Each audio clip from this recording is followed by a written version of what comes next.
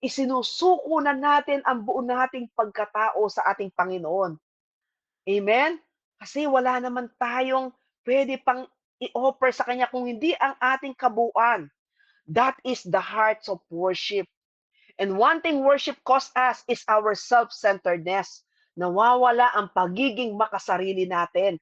All we have to do, all we have cared for is ma-please natin ang Panginoon. Wala na tayong ibang pakialam sa iba. Ang pakialam natin, masamba natin ng tama ang Panginoon. And true worship does not concern much of the house of worship, kung paano ginagawa ang worship, kung hindi, bakit natin ito ginagawa? Bakit tayo sumasamba? Kasi napakabuti ng Diyos. Bakit tayo sumasamba at nagpupuri sa Panginoon? Kasi napakadakila niya sa atin. Kasi ang dami niyang ginawa at patuloy pa niyang ginagawa sa atin. Surrender, that's the key, mga kapatid. Yan po yung number 3 natin. It is sacrificial. And number 4, it is expressive. Ang sabi po sa Psalm 103 verse 1, praise the Lord, O my soul, let all my inmost being praise His holy name. Anong ibig sabihin niyan? Dapat po sa tuwing tayo ay sasamba, magkaka-align ang ating isip, ang ating bibig, ang ating puso, at ang ating buong katawan. Napapakita natin yan sa Panginoon sa ating pong online prayer meeting at sa online na pagpupurit, pagsamba, lalo't kung naglilid ka at ikaw ay sumasabay sa worship. Kahit hindi po tayo nakakamera, kahit hindi po tayo nagkikita-kita, nakikita ka ng Panginoon, kapatid, lalo't sa Kanya mo yan ino-offer. Siya'y nakikinig, siya'y nakatingin sa iyo. Kaya marapat bigyan mo rin ito ng tamang galaw, ano? Pinapakita mo yan na ikaw ay umaawit and you mean it within your heart and you mean whatever you say at nakikita yan sa galaw mo. Hindi man nakikita, you can raise your hand. Lift your hands to the Lord. Nakataas ang iyong kamay. Amen? So mga kapatid, praise the Lord, O my soul, and all my inmost being, praise His holy name. To be able to render right worship that pleases God, it must be entirely expressive. Pinapakita mo yan.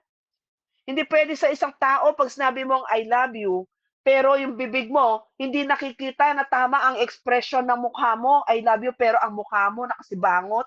Maniniwala ba yon na sinasabihan mong I love you yon? Isang tao na yan, maniniwala ba kaya sa iyan? Kung hindi nakikita sa mukha mo, sa galaw mo, yung sinasabi mo, sasabihin niya, peke, di ba? Ganun din po sa Panginoon.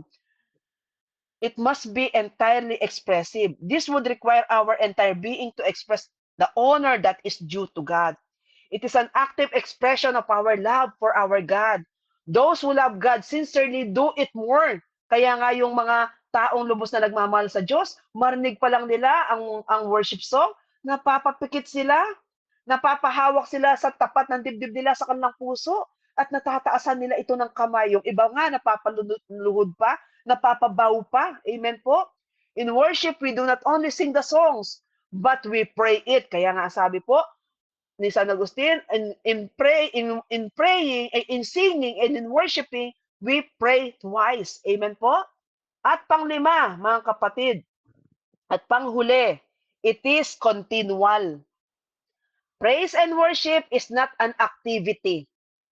It is a life of giving glory and thanks to a loving God. Ibig sabihin, hindi lamang dito ka sa community o sa prayer meeting ka magwo-worship. Dapat yan, araw-araw at buhay mo na yan, lifestyle mo na yan. Bahagi na yan ang pang-araw-araw mong gawain para sa Panginoon. It is continual. Praise and worship is not just a part of our event or activity o schedule lang. Hindi lang dahil ikaw ay naatasan. Kung hindi, iyan ay lagi mong ginagawa pagkagising mo sa umaga, no? Sabi nga po sa Psalm 145 verse 2, David said, every day I will thank you and I will praise you forever and ever. Eternal po, walang katapusan habang ikaw ay nabubuhay. Because worship is our altar to the Lord. We seek to glorify Him in everything in our lives. Kaya nga tayo, kahit saan tayo, we can worship God. Kahit sa mataong lugar at magulong lugar, kahit sa gitna ng gera na nangyayari po ngayon, ano, sa Israel, sa Middle East, ang daming binomba ngayon ng Iran, ang daming nagkakagulo ngayon, ang daming na perwisyo, ang daming nabubuwisan ng buhay. Pero in that moment na kahit nagdadalamhati, you can even praise God sa gitna ng kaguluhan. Kasi ang altar mo ay nandyan mismo sa dibdib mo, the altar of the Lord. Worship is our altar to the Lord. We seek to glorify Him in everything in our lives. Then worship becomes our lifestyle and not an event. Our life, my dear brothers and sisters, should be an expression of how we praise and worship. Our way of life towards God, our way towards our holiness. Praise should be our first activity. Every time you open your eyes in the morning and when you close them at night, bago ka matulog, pati sa paggising mo, papuri at pasasalamat, pagsamba sa Panginoon. Gumising ka pa. Amen? Hindi po lahat binigyan ng pagkakataon na makagising pa. At dito mo lang sa mundo ng buhay, pwedeng purihin at sambahin ang Panginoon. At bago ka rin matulog, baka hindi mo alam, hindi ka nagigising. So, at least bago ka natulog, napurit na samba mo pa rin ang Panginoon. My dear brothers and sisters, as we open our eyes about pagtulog natin, the first thing to do is to extend our gratefulness by praising Him. Thanking Him sa panibagong araw, bagong pag-asa, bagong simula. Dahil wala pong natulog na nakakatsak na siya'y gigising pa. And probably you can sing and offer Him a song. Pagising sa umaga, kay ganda ng mundong ginawa niya, bagong